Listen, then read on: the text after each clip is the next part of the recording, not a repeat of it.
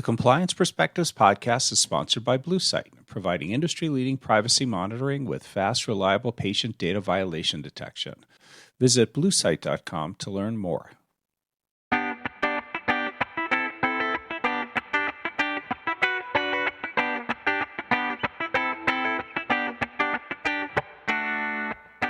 Welcome to the Compliance Perspectives podcast. I'm Adam Turtletail from the Society of Corporate Compliance and Ethics in Healthcare Compliance Association.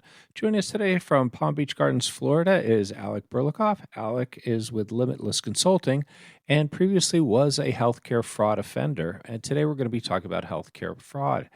Alec, as you know, healthcare, there are lots of frauds originating in organizations that are fraudulent from top to bottom. Our listeners are compliance professionals, so hopefully they're at institutions that are trying to prevent that from happening. Otherwise, I don't think they would be hiring them. But nonetheless, even at good institutions, there is fraud that takes place, either by people out to rip off the system or those who think they're smarter than everyone else. First, overall, what are some of the environmental factors that could lead to an individual at an otherwise good institution to think that it's okay to commit fraud? Hey Adam, thanks for having me on.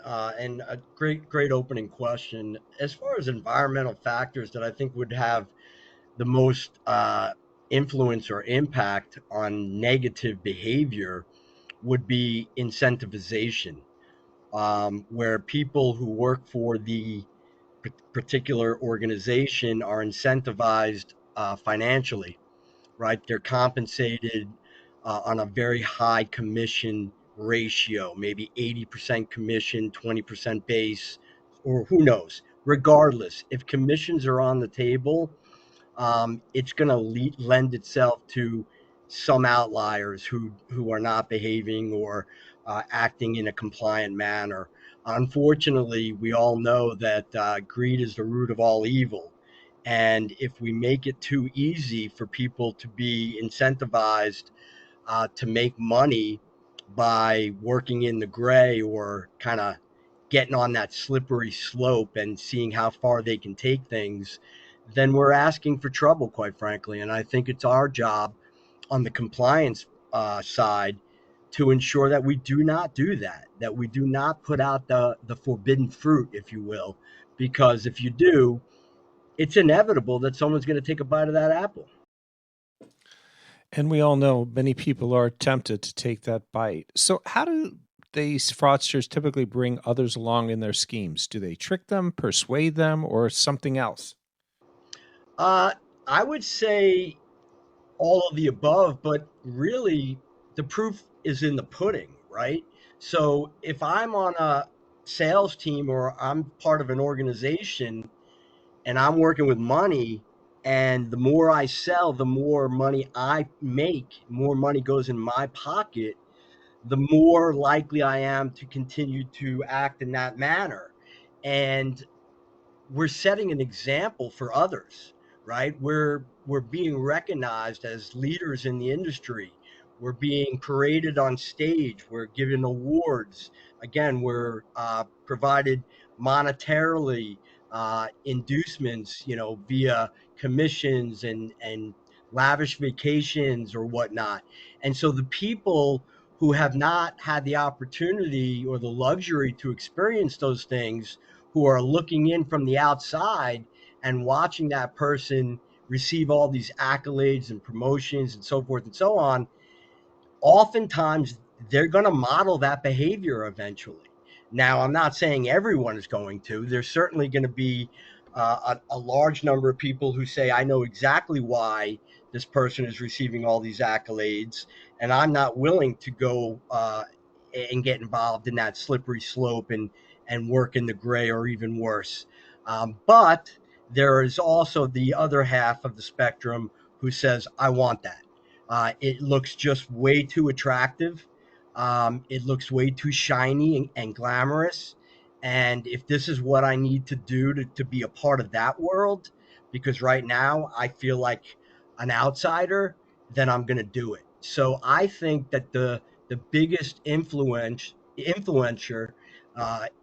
or influencing factor is behavior, and how we're either rewarded or how we are punished. And oftentimes in sales, regardless of the behavior and regardless of whether or not the people at the highest level know that the behavior is unethical at best, they're still receiving all the accolades. And that's just not a recipe for success. Not if you're looking to be a compliant company. It is not. If you're looking to be a lucrative company, then it might be a recipe for success. And I speak from personal experience. I was head of sales, senior vice president for a biotech company, and we incentivized the heck out of our people. We spoiled them rotten if they produced. And more and more people started following suit and mimicking those behaviors, which were controversial at best, to be a part of that world. So, given the desire to be part of that world, what are some of the signals an organization should be sending to try to prevent fraud and get people to do things the right way? Well, first and foremost, I think that um, the pay structure should never be more than 50-50, 50% commission, 50% um, salary. Ideally, commission would be very, very low, 20%, 10%, 5%, no percent. Because as soon as you put commissions on the table, you are dangling the carrot, and you don't want to do that. Um, the key to being successful as a company and making sure that people in the company want to be compliant, in my opinion, is rewarding those not for their results as far as financially or sales driven, but rewarding them for towing the line, for taking a lead, being an example for someone who wants to do things the right way, and actively seeking these people out because they're not going to be glaringly obvious like the guy who's the number one rep in the country. That one you can't miss. If you really want to find people that are doing things the right way and you want to reward them and you want to make them the center of attention, then you really got to dig a little deeper. And I just don't think that most companies are willing to do that or even have an interest in rewarding those who are maybe not so much providing financial stability to the company, but providing long term sustainability to the company. And I think that's key. We look at the short term or instant gratification. So many of us who are in sales do that. And then there's others who look at the long term future. And my message, since having been through the gamut, having been run through the gamut and even serving time in prison and so forth, my message now is take the high road. It's going to be much more difficult. Don't worry so much about being number one as far as sales results, but worry about staying true to your heart and bringing something good to society. Because so many people have this I, or me mentality. If that's the mentality you have, you may do very well in sales, but you're not going to do well in compliance. The ones who do well as far as compliance is concerned, they think along the lines of we and us. How can this help us? And what are we doing together as a team to make ourselves better and to ensure that the results that we produce are sustainable for the long term? Wow, there's a lot to consider there. So, what controls are most likely to dissuade a fraudster, or are controls not good for dissuasion and only good for catching the fraud after it's already happened? Right, great question. I think the biggest controls for dissuading a fraudster is swift punishment, zero tolerance. Now, I've worked for with companies more than one, probably three at least, where they said they had a zero tolerance policy in place. But the fact of the matter is every day we saw people, breaking the rules, skirting the rules, working in the gray, doing whatever they could to get one step ahead of someone, even though it wasn't done with integrity, morals, and values in place. And they just kept going. Perhaps they weren't paraded along, on stage and patted on the back a million times in front of an audience, but they weren't let go. And to me, that is just going to reinforce negative behavior. People are always going to say, look, they're not doing anything about it. In fact, not only are they not doing anything about it, but I'm falling grossly behind my peers because I'm trying to do things in a compliant manner and people are coming down on me and I feel like my job is at risk. So the only way to truly get the attention of a true fraudster is termination. The moment you see that something is not right, you got to terminate that person. You can't do the warnings. You can't do the performance improvement plans. You can't bring them into HR for a lecture.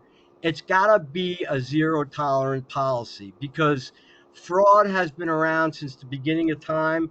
And I really don't see it any less today than I did, say, 10 years ago when I got in trouble.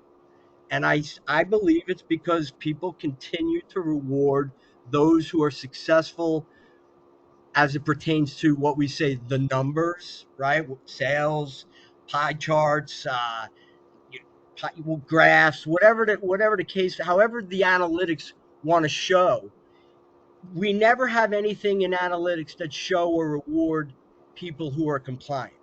Why? Why is that? Because I've never seen it, and I've been in the industry over 25 years.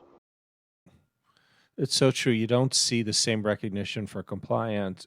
So, where do you think compliance teams should be strengthening their own practices? I think the most important thing that compliance teams need to do is get a background in psychology, be educated on the psychology of a businessman or a sales professional, to understand what makes them tick, to understand that, especially when we talk about white collar professionals, the genetic makeup of who these people are. These people have been winning their whole lives and they started breaking the rules on a very small scale at the beginning. And the more they won and the more they were rewarded, the further they took those risks, right? The further they crossed that line. And by the time 20 years of their career goes by, and having not been reprimanded, they are monsters. They are forces to be reckoned with. And a lot of people, including compliance, don't want to go up against these people. That's what we don't understand. That the white collar professionals, I can't really speak to blue collar crime, but I can speak to white collar very well. They're narcissists. They think that the world revolves around them, that there's no possible way that they could be doing anything wrong, that the way they're doing things is the right way, it's the only way, as evidenced by the constant positive reinforcement, promotions, money, accolades, trips, like we talked about before. And that's not going to work. And when we talk about psychology, you need to study what a white collar professional truly is. You need to study what a narcissist truly is. You need to study how to get a white collar professional who's been successful his entire or her entire career. How do you get them to listen, to open up, to talk, to have a conversation where they actually say, you know what? I would really like to be compliant. In fact, I tried at the beginning of my career, and I was always at the bottom of the list. And I was always had somebody riding me. And maybe if it was an inverse correlation, and those who succeeded and persevered in the way of compliance were the ones who were being rewarded, then maybe I'd be willing to change my ways even today. Um, but I can tell you that no successful white collar business professional who is now, making seven figures or more is going to change a single thing because a compliance person who's maybe making six figures tells them what they're doing is wrong. I just don't see it happening.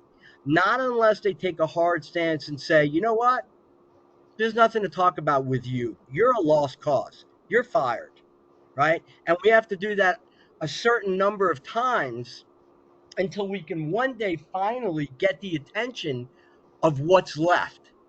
And with what's left, finally you'll get some of these high achievers to say, wait a second, maybe this isn't the way anymore. People are really losing their jobs. People are not being rewarded and positively reinforced the way they used to be. The culture has changed. And if I don't change along with that culture, they're going to bounce me out of here as well. So, I think that there needs to be an open dialogue. I think there needs to be a level of trust. And I think it's very difficult. It's a fine line that you're walking because I'm talking about zero tolerance, and at the same time, I'm talking about trust. Those two don't go hand in hand. So that's problem number one. No one in a sales force trusts anybody in compliance. And so, what do we do about that? Because that's a huge problem that must be fixed if you want to eliminate fraud taking place in a company. Alec, thank you so much for your candor and your insights today. I want to thank all of you for taking the time to listen. I'm Adam Turteltaub from SCCE and HCCA. I hope we're able to expand your compliance perspective.